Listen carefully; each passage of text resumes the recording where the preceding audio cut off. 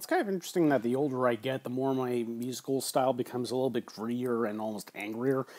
And I guess some of it is because I become more acutely aware of, well, quite frankly, a lot of people's bullshit. And one of the things that really drives me crazy about society these days is that we're becoming more and more inclined to just blindly follow people who, quote-unquote, tell it like it is. In other words, are complete mouthy assholes for absolutely no reason at all. But in reality are probably worse than the people that they're putting down. And I could name certain political examples, but I've done that enough, so we'll move on. I mean, to name more social examples, we all know people who act like, their shit doesn't stink, that they're better than everybody else, when in actuality they're probably 20 grand in debt, have no friends, and maybe have a couple of arrests on their record. So, anyway, I guess trying to cope with this, trying to get it out of my system somehow, I started using the No Evil album as a kind of psychotherapy in a weird way. And one of the songs that came out of that was Tell It Like It Is, which strangely enough took on a bit of a punk aesthetic, something I was not really known for at the time, and I'm still not even that big of a fan of punk music, but what occurred to me that helped make it easier to transition from the way I used to make music is that basically punk music is folk music with a very big attitude problem. That's sort of how I looked at it. Because both of them trying to speak, well, it had the power anyway to speak to grassroots social problems and things that make people very upset, very angry, scared, etc. But with punk music, it goes a little bit more for the jugular than folk music does. And I guess what made me think about this was I was watching this documentary on, among other things, the Sex Pistols and the, Nevermind the Bollocks album, and heard bits and pieces of their version of God Save the Queen, and it occurred to me it wouldn't really be out of place to rephrase that as a protest song. And that was sort of how the connection was made. So I started off with this guitar riff, which, interestingly enough, is on the rhythm guitar, but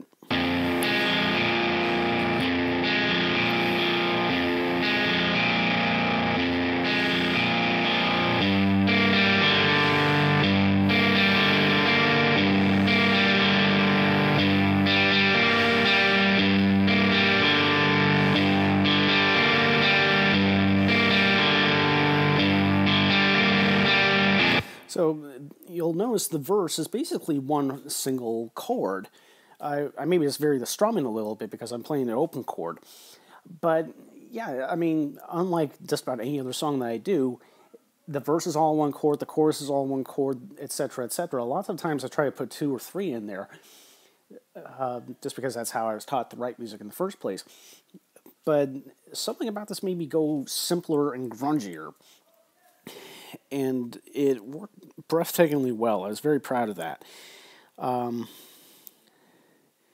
Vocal definitely shows my strain on this. In fairness, it's not entirely about the mood of the song. I think I was fighting a cold at the time. I don't totally remember. Can't we have anything nice? We can't do anything right. Just shut your mouth and move on, and we'll all get along. You've got to keep it all in. Don't tell it like it is. So, I mean, that really summarizes the kind of mindset that I was forced to deal with while I was processing all this stuff, because the weird thing about the tell it like it is people is that they don't really like it when you actually tell the truth. They sort of insist on living in this dream world. And, I mean, again, look up hypocrisy in the dictionary, but, and I guess you can really sense my frustration on the final chorus. We can't have anything nice, 'cause we can't do anything right. Just shut your mouth and move on, and we'll all get along. Got to keep it all in. Don't tell it like it is.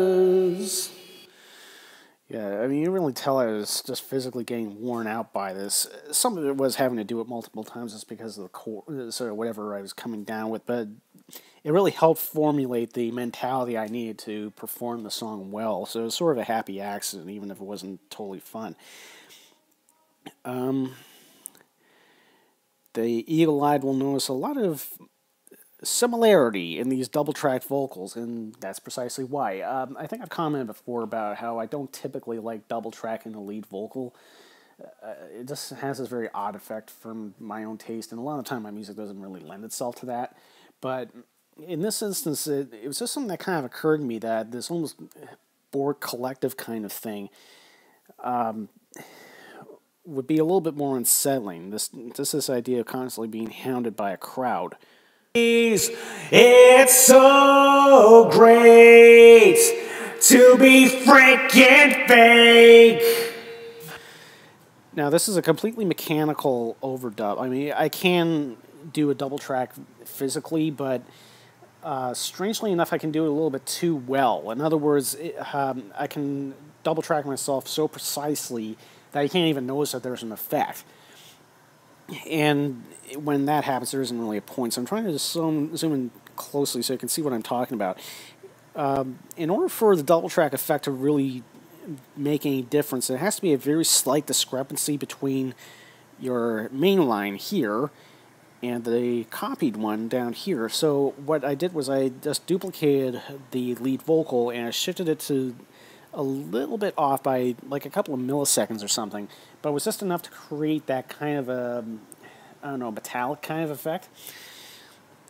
And like I said, it's not a natural sound, but in this instance, when I'm commenting on how invasive society can get, it was absolutely perfect for what the song needed.